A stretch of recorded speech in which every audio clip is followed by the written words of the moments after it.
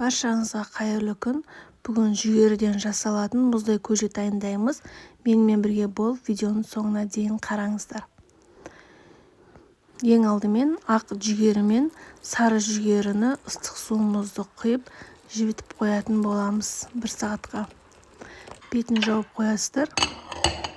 1 сағаттан кейін таза сумен 2-3 қайтара жуып алатын боламыз. Осылай суы мөлдір болғанша жуып аласыздар. Бидай немесе перловка қолдансаңыздар да болады. Мен үйде осы 2 жүгері бар екен, соның қосындысынан жасап жатырмын.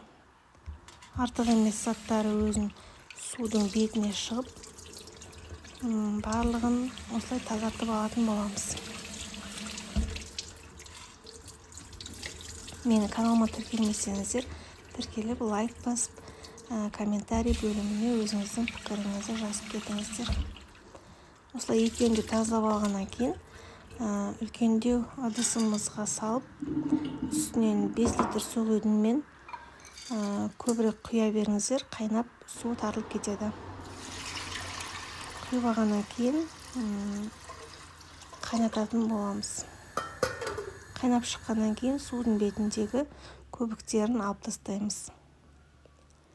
Осылай піскенше 1-1,5 сағаттай қайнатып аламыз. Қайнап болғаннан кейін суытып, айранымызды қоса беруге болады.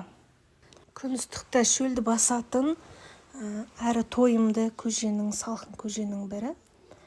Осылай жасап көріңіздер. 1 литр айран құйып, осылай араластырып алдым. Холодильниктеріңізге қойып, іше бересіздер мұздатып. Баршаңызға ас болсын. Менімен болғандарыңызға рахмет.